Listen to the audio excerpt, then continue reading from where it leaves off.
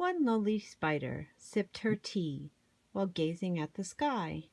She watched the insects on the leaves and many flying by. If I had friends like these, she sighed, who'd stay a while with me, I'd sit them down on silken chairs and serve them cakes and tea. Two timid beetles, Ike and May, crept from the woodwork that same day, but when Miss Spider begged, "Please stay," they shrieked, "Oh, no!" and dashed away.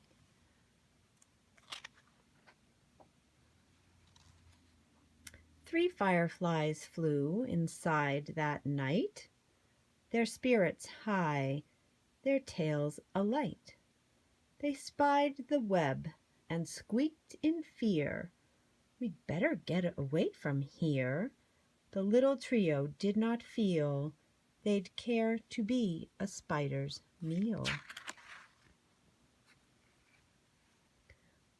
Four bumblebees buzzed by outside. "Please come to tea," Miss Spider cried. The four ignored her swaying there.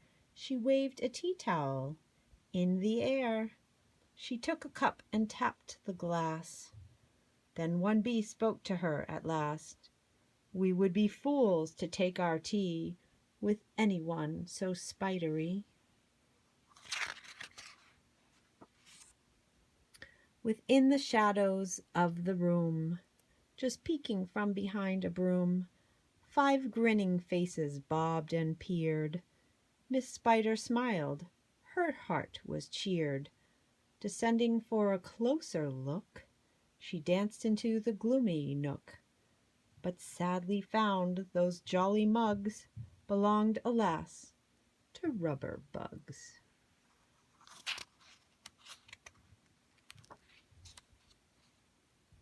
Some ants strode in, they numbered 6, but ants with spiders will not mix.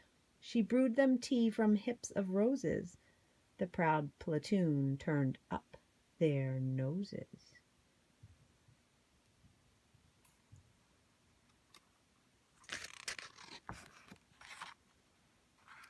A fine bouquet concealed its prize of 7 dainty butterflies. Miss Spider, watching from the wall, was not aware of them at all. You spy all the butterflies?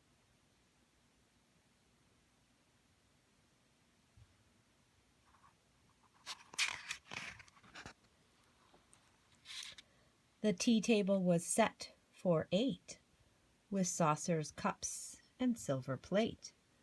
The cakes were fresh, the service gleamed, yet no one would arrive, it seemed.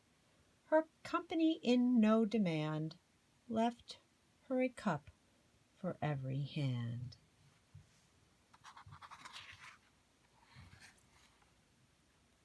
Nine spotted moths kept safe and warm in shelter from a thunderstorm. They stood beneath an open sash and watched the jagged lightning flash. Miss Spider dropped down on a thread a silver tray upon her head. She'd hoped to please them, but instead, what happens?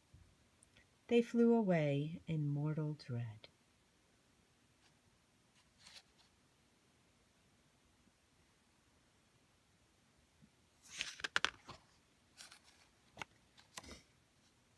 "They've left me all alone," she cried. She dabbed her eyes and sadly sighed. "It's plain no bug will ever stay." Her tears splashed down upon the tray.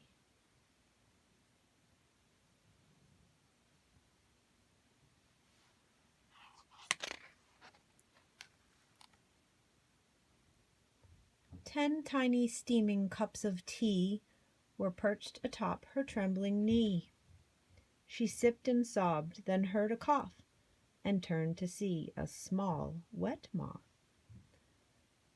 A fragile thing so soaked by rain, his wings too damp to fly again.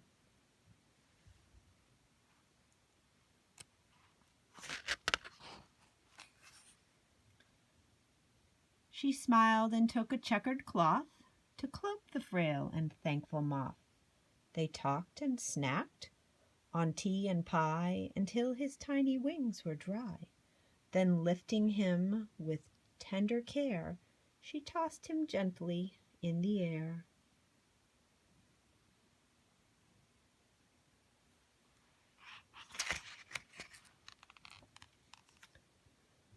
The moth told Ike, then Ike told May, who went from bug to say, "There is no reason for alarm. She's never meant us any harm." So later on that afternoon, assembled in the dining room, 11 insects came to tea to share Miss Spider's courtesy. She looks so happy.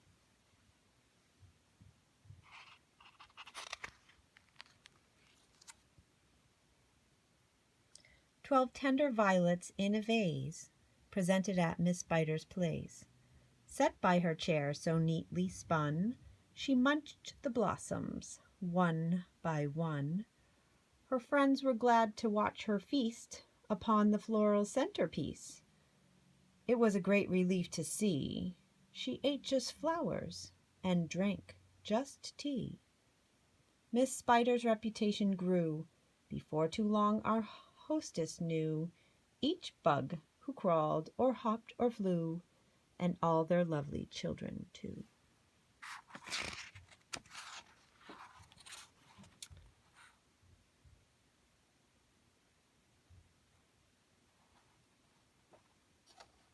The end.